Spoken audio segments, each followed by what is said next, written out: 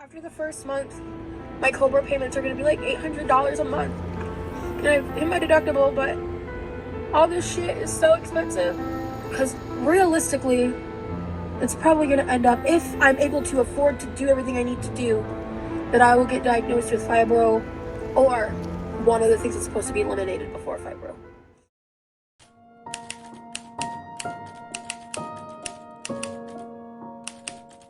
On any given day of the week, an observer can find Rosee in one of two positions.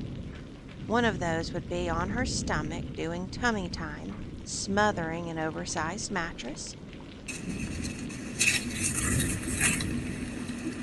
Yum. And the next would be in the kitchen eating while destroying her chair on wheels. She's a creature of absolute habit, but she's not a creature of change. Anyone who knows her online persona in the slightest can predict her actions weeks in advance. She's going to eat every minute that she's awake. She's going to sleep during daytime hours. And she's going to constantly be grifting. But what's most disturbing is how she runs her business, the Quirky Love Rosee brand. It is 100% based around the ability to sell sympathy. Sympathy over her mental health. I am disabled by my CPTSD. Sympathy over her physical health issues. I am disabled by my chronic pain. Sympathy over her past. Do you think one of these days you'll tell us about it? Absolutely. That's one of my goals. To start, I can tell you I was groomed into it. And even sympathy over her current financial situation. It's because my mom was unjustly let go. Florida's an at-will state, and it's a long story, but things have changed around here, so I'm gonna stay to kind of help out around, the finances and everything. Rosee is a middle-aged, super morbidly obese woman who has had her share of ups and downs throughout the years. Who hasn't? She's even quite experienced in manipulation if you listen closely to her side of the story. Having been groomed as an adult into a career where she used the funds and perks to support her food addiction, and experienced in shaming and guilting others, particularly those who criticize her choices. It's something she appears to have learned as a youngster that got her what she wanted, or at least absolved her from liability. At its worst, she would be known as a liar, but at its best, a victim. Ultimately, though, it got Rosee her way often enough to be adopted as part of her personality.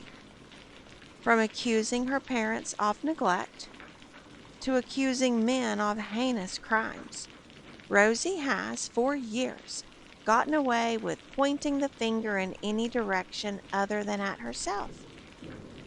When she started her online career, it would be no different.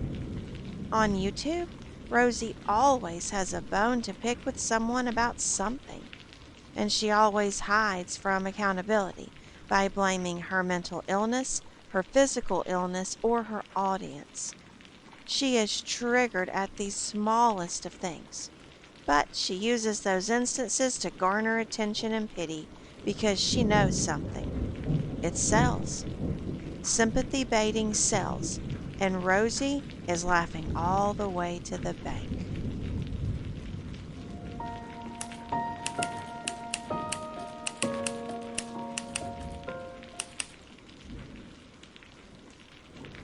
Collecting. We've all likely collected something in our lives. In general, when choosing to collect something, we look for the item that we fancy and we seek it out whenever possible. Rosee is also a collector, but her collection looks a bit different from ours. Rosee collects excuses in the form of various diagnoses. She uses the diagnoses to shield her from criticism and accountability, and in doing so, she ignores her real issues.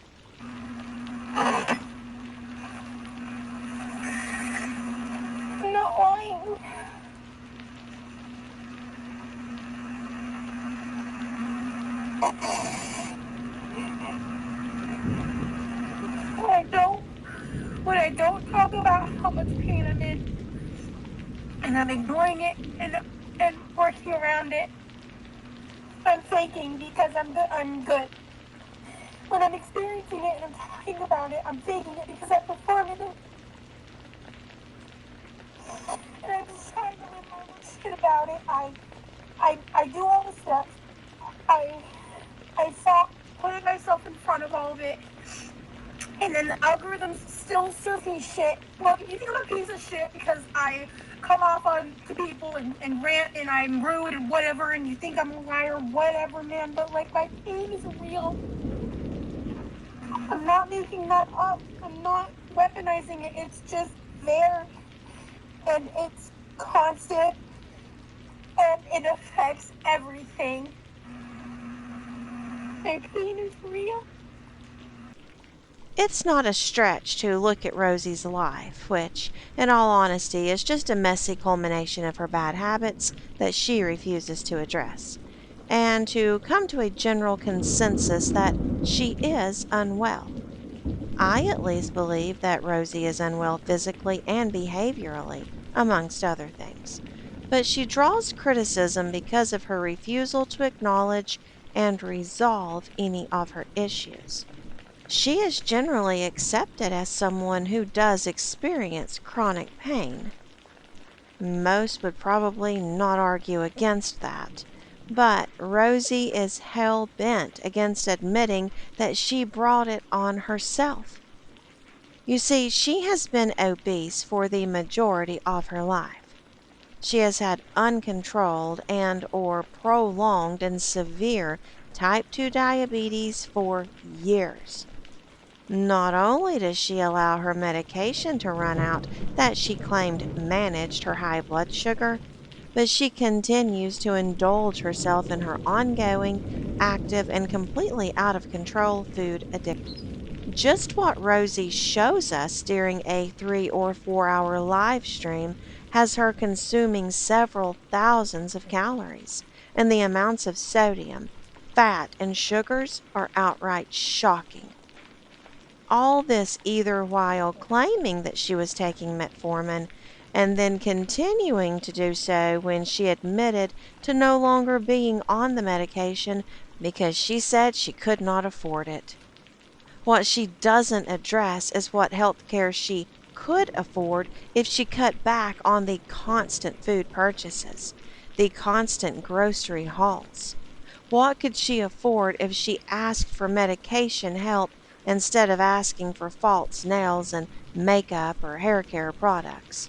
And what might she be able to afford if she stopped wasting money on everything that she insists on having that is a non essential? Rosie's resistance to answer those questions is deliberate because the truth is stinging in her hands every day she wakes up. She has allowed herself to eat her way into chronic pain, and that's just the truth. But instead of switching to a healthier diet and a healthier lifestyle that involves movement outside of rolling around in her kitchen, she'll cry on camera about being disabled, and those who dare question it are ableist. She complains in between her caramel sauce and the THC beverages about how her hands are cramping and hurting, and then she'll give a sob story about not being able to finish a video or not finishing a live stream because it was a high pain day, as she calls it. Rosie never takes steps to help alleviate her own pain, though. Don't get me wrong, she pops pills like they're candy, but then she tries to drown her sadness over the pain by consuming a meal meant for six and washing it down with a bottle of Willie's. Cases of Willie. Well, she got me 2 4-packs because she's a godsend. So her critics are left with plenty of content, but little sympathy. Is from like I want to say 1 o'clock, 2 o'clock in the morning on Wednesday morning / Tuesday night, and I could not sleep. I believe what happened was I probably fell asleep and woke up because that's kind of been the pattern I've been dealing with, is like waking up randomly and then being really hungry and I can't fall back asleep until I eat something. and I have to sleep to function. And so, as you could tell from the beginning of this clip, I was pretty pissed. There was just no way I was gonna sleep if I, you know, hadn't eaten something. I am so tired. Rosee does, however, garner the attention, gifts, and the ability to freeload off of her family and audience by playing the high pain card. It's the same story for why she cannot leave the house for important, life changing activities, but she can leave to appear on a mini documentary to play the victim in her 2 minutes of airtime, or why her hands didn't hurt when she penned an article about how she was the victim of the fat acceptance community. She is able bodied to do whatever she wants to do, but she's disabled when it comes to meeting her contractual obligations or loading the dishwasher.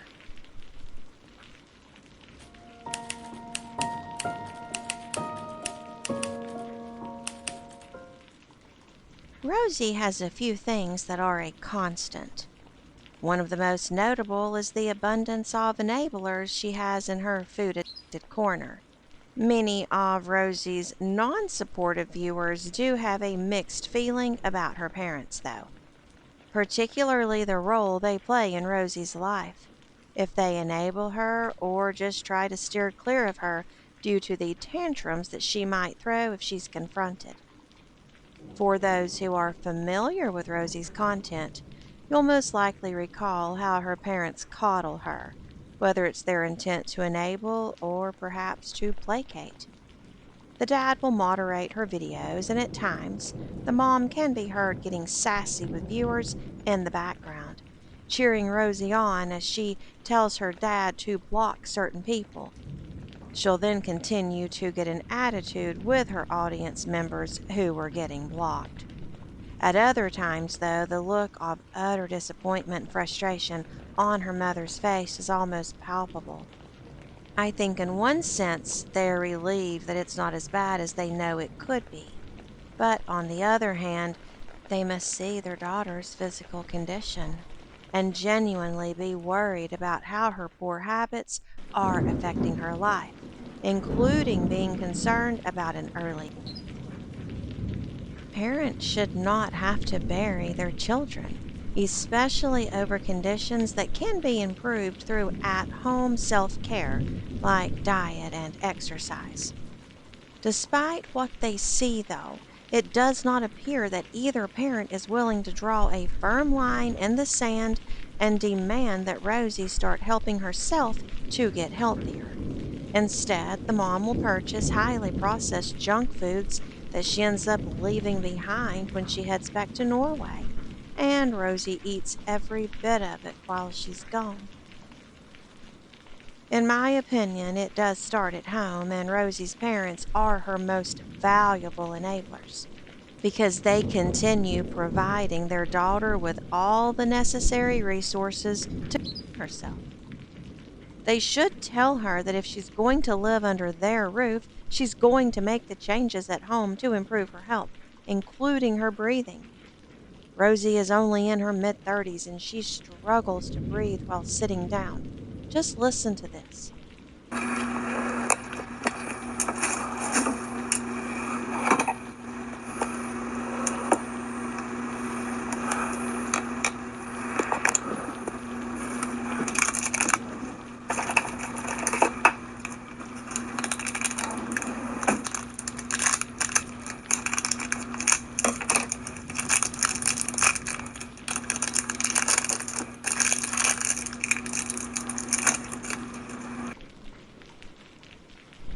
How can people continue to provide her with snacks, treats, foods, beverages, and highly processed junk when she cannot even breathe while sitting? I'm sure Rosee will doctor shop to get diagnosed with allergies or some other type of condition in an attempt to explain away the labored breaths. But the reality lies with her weight. Anyone Rosee's size who is completely sedentary, is most likely going to have Rosie's conditions or very similar conditions to her. She sleeps all day, then stays up eating all night because her parents allow it in their home and her viewers enable it through the gifts they continue to send her. Rosie is going to perish in part because of her enablers. On any given day on Rosie's live streams, someone will recommend an ultra processed food or ask about mailing her snacks. Are her enablers just ignorant of what they're playing a hand in, or is it perhaps intentional? We know for a fact that there are some well known feeders who eat up Rosie's content. But are all the people enabling her operating on self gratification alone? One viewer in particular is responsible for showering Rosie in the THC beverage gifts. And just because they're generally low in calorie, it doesn't mean that they're healthy or even safe for her to consume, especially in the amounts in which she consumes them. Rosie is swigging those drinks due to pain that I believe she really does experience, but she's only masking the cause of the pain, which is widely accepted and attributed to her untreated and unmanaged type 2 diabetes. So instead of drinking the pain away, she should be addressing the root cause of the pain and changing her diet. I think that would be a very responsible first step. Even her enablers must know that being Rosie's size automatically comes with aches and pains. It's hard on the joints, it's hard on the mind. The human body, especially at her 5 foot 6 inch frame, is simply not meant to carry 600 pounds. It's common sense. They must know what they're doing, and certainly so does Roz. But she is living by the rules of her sourced by her refusal to be held accountable for her condition, and then backed up by her fear of change, because change would result in tearing down all the lies that she has hidden behind for years. I suppose for someone as weak as Rosie, it probably is easier to just stay in her self constructed hell, with her parents and her audience cheering her on, even if it's silent. Because in the end, Rosie had apparently rather die than take action, especially if it means giving up her foods of choice. I just wonder what all of her staunch supporters will say when it happens. I think that will become the finger pointing game that was too little too late. I would suggest that a true supporter reach out and say something to Roz. Let her know that she can make the necessary changes if she wants to, but I don't really think that she would hear them over the chewing of the candy bars that they've already bought for her.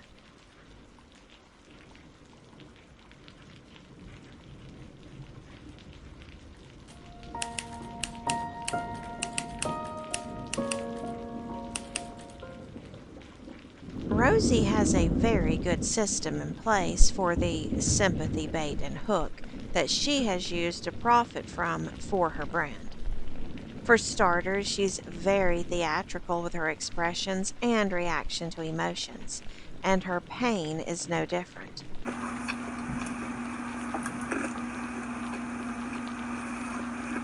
Yeah, I struggle with that a little bit myself, Jimmy.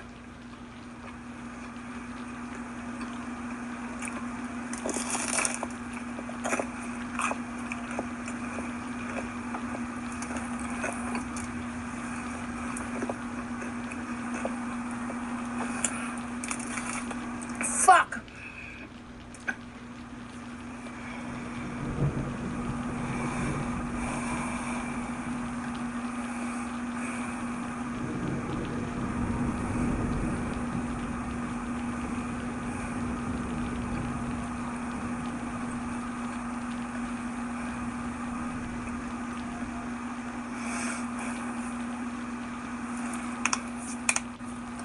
No, my hand cramps really hard.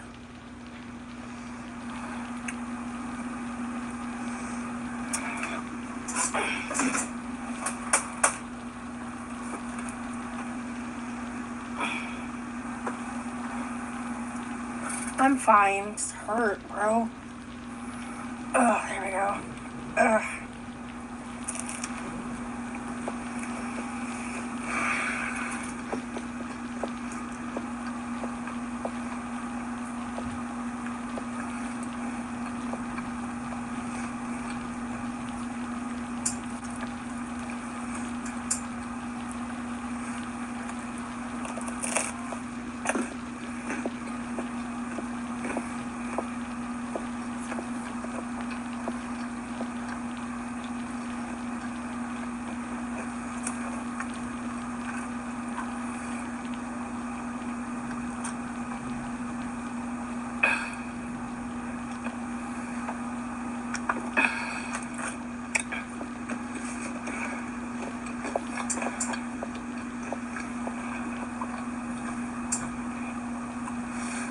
I believe the tonic is a little more fast acting. It can depend person to person. Roz also knows her audience. She knows that her core supporters are those who are very quick to defend her and even quicker to excuse her behavior because they understand they experience the same chronic pain as she does. It's almost like Rosee connects with her audience through an emotional plea to be understood, and then she follows that up with pain bonding. But this act is extremely dangerous because it's how she makes her money, how she forms her online relationships, and how she funds her food addiction and shopping habits. Even when she is not in a financial situation to purchase a bunch of junk food, for example, her audience will band together and make the purchases for her, no matter how expensive those things may be.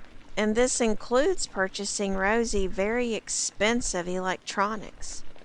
It stands to reason that they do this in part because they likely do believe she experiences daily pain just as they do, so they are easily sympathetic to her plight.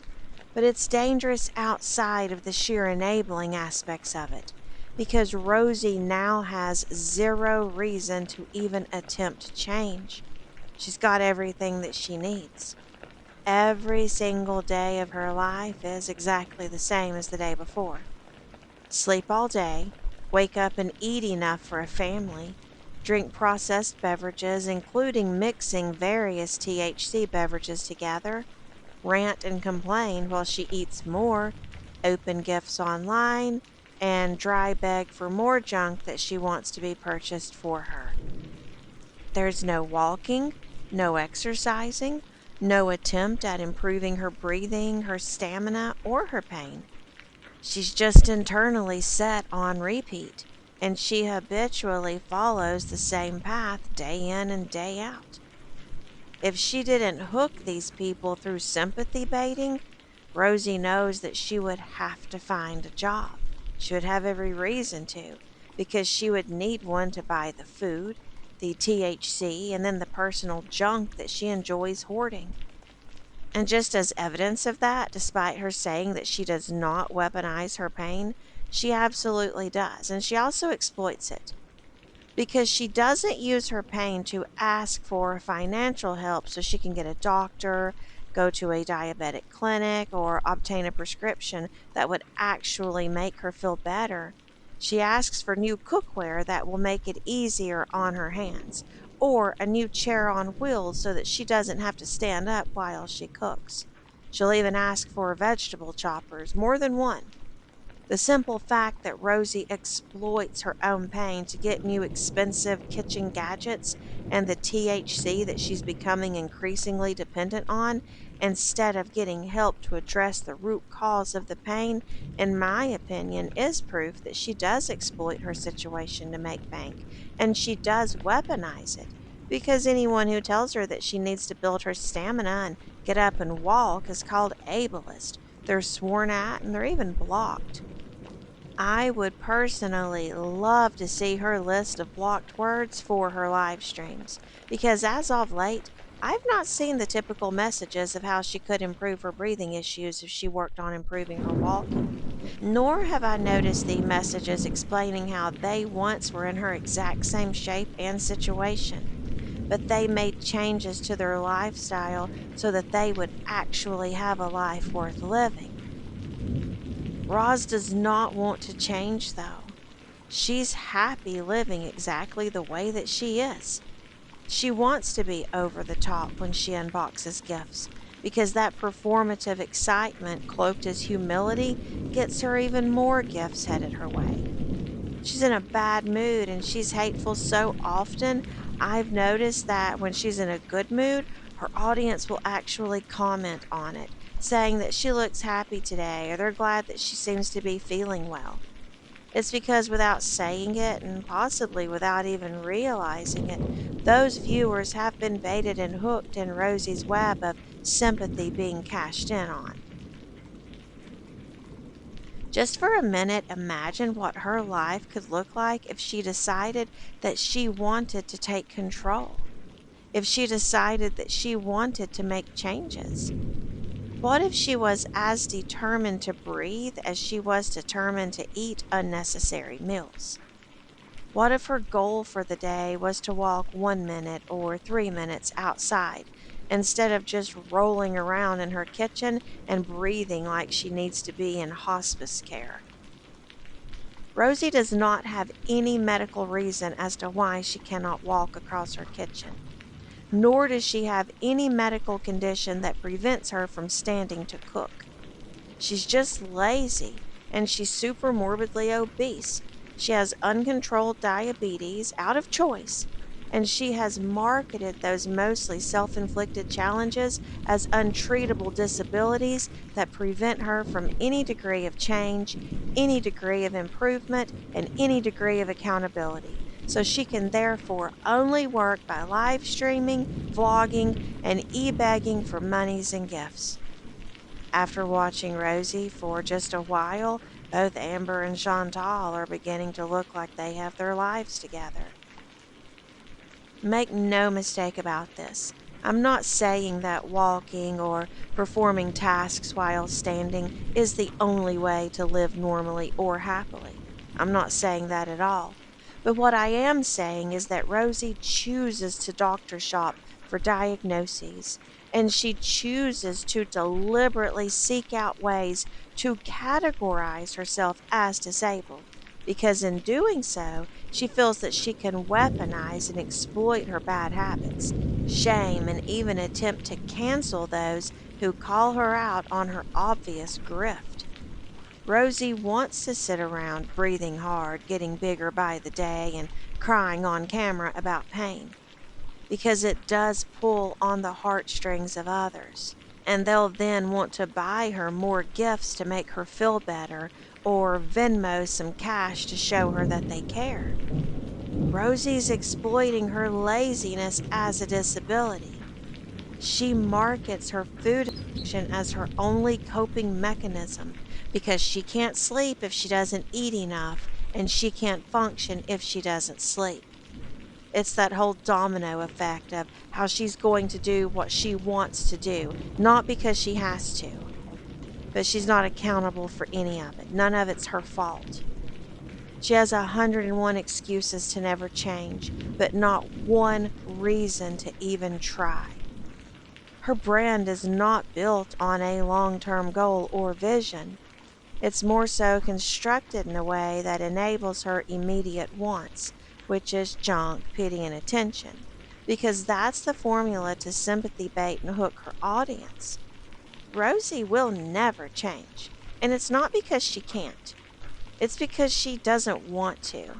Dry bagging and pinning her Patreon or financial apps is so much easier than putting forth 1 ounce of effort.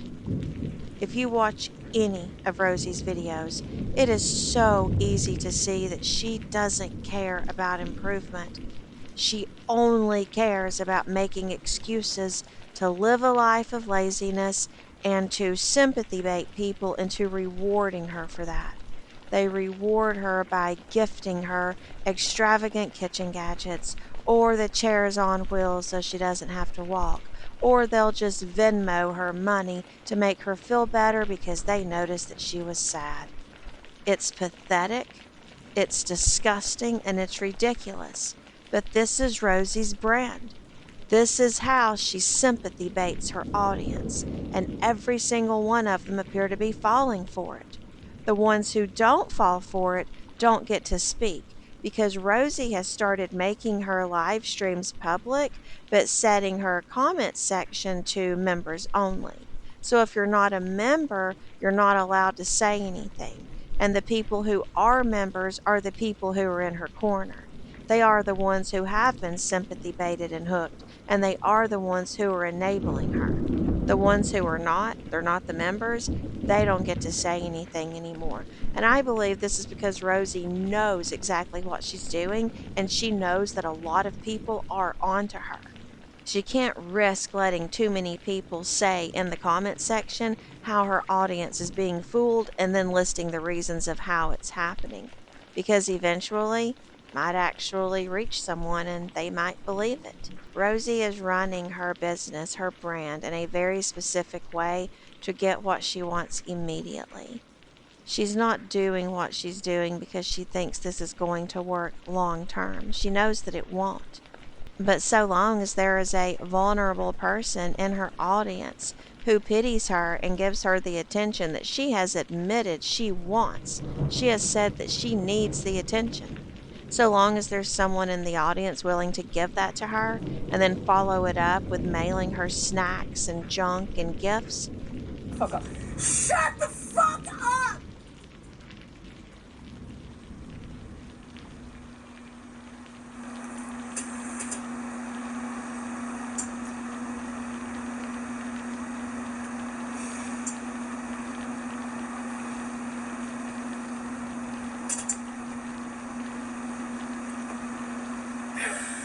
I'm too emotional for this. I love it.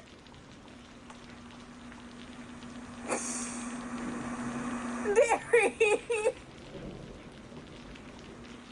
Rosie's going to continue doing what she's doing right now, and I believe if it ever stops working on YouTube, she's just going to move it to another social media platform and she's going to start the grift all over again. She's a creature of habit, and creatures of habit just don't change.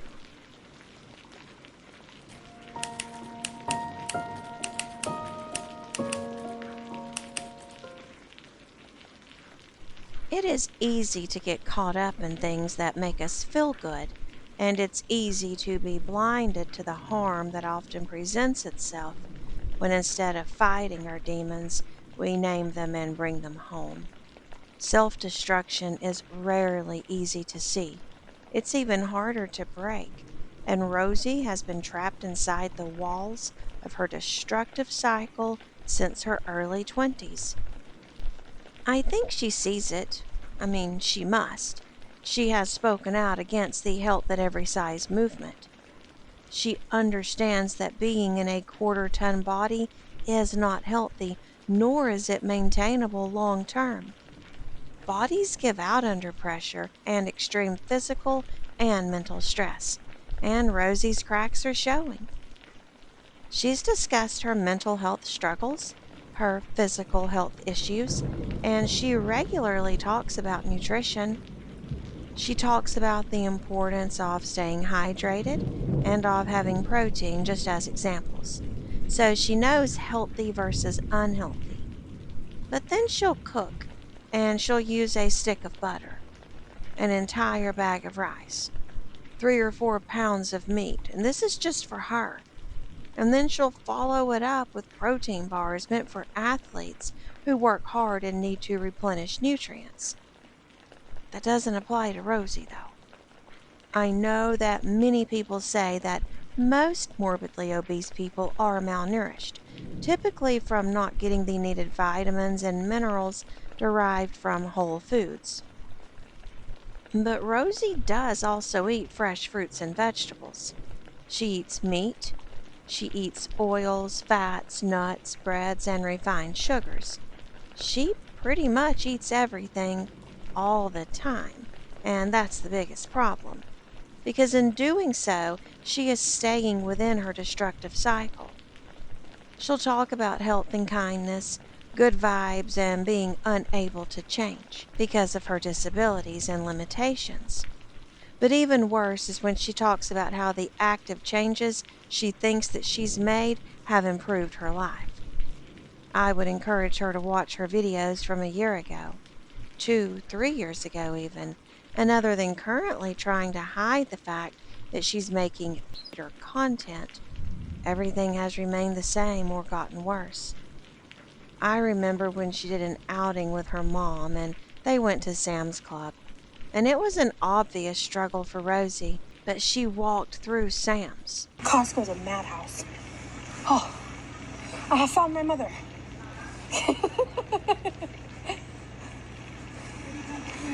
Diet Pepsi, you want some? Yeah, take it. I'll get a refill before we go. They do, up front. No. Oh. I'm thirsty because I don't like that. Yeah, it's not the best, but I didn't want any of the sugary options. So I didn't see any sweet potato chips. Drat. I guess we will be going to Aldi then. I'm at almost an hour of zone minutes for the day, which any day I can do that. It's a good day for me and where I'm currently at physically. I think I'm going to get up and try to push it even longer after I take a much needed break because I just basically walked the perimeter of Costco, so. Sitting down when she had to, but she walked an impressive distance for her. Today, she can't make it from security to her terminal at the airport without a third party having to push her in a wheelchair. Her health has noticeably declined, and any semblance of her giving a damn has vanished. Why would Rosee express that she knows that health at any size is a fallacy, but continue to get larger and larger? I no longer subscribe to believing in haze. I believe that it's really important to love yourself where you are, for who you are, regardless of your weight, regardless of your body, regardless of what you look like. You deserve to love yourself. You deserve to love yourself to the point of treating yourself well. You deserve to love yourself enough to address your pain. You deserve to love yourself enough to want to be as healthy as one can be in their body. And you know, I'm not talking about genetic issues. I'm not talking about anything else other than just trying to live a healthier, balanced life. I think the answer is very simple.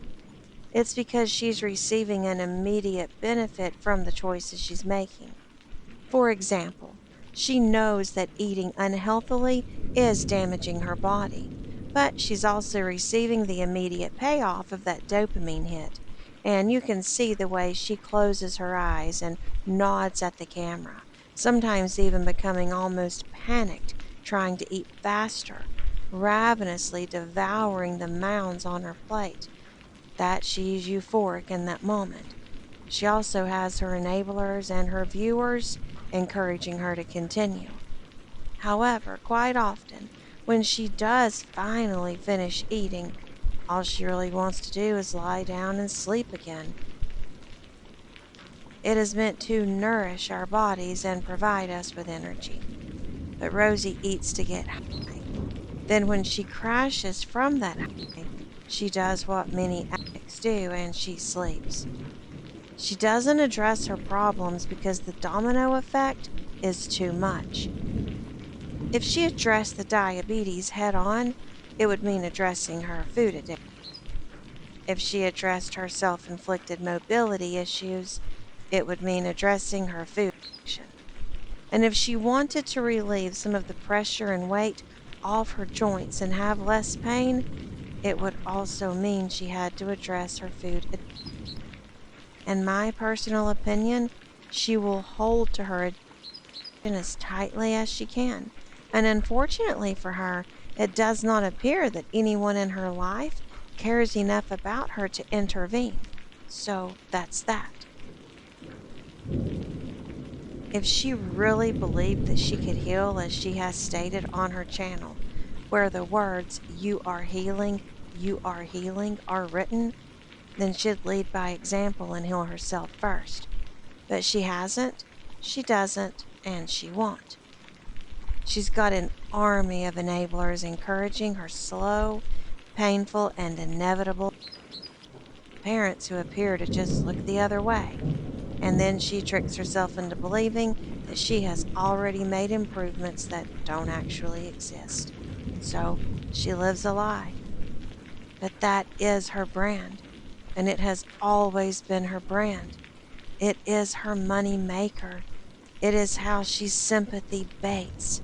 It is how she manipulates her audience into pitying her enough to buy her things that she wants and to help her fund her addiction. It's a brand of greed, addiction, manipulation, enabling, self hatred, and lies. But it's how she has chosen to live her life. And I think it'll probably be how she's remembered when all is said and done. I am already so burnt out. Oh, it sucks.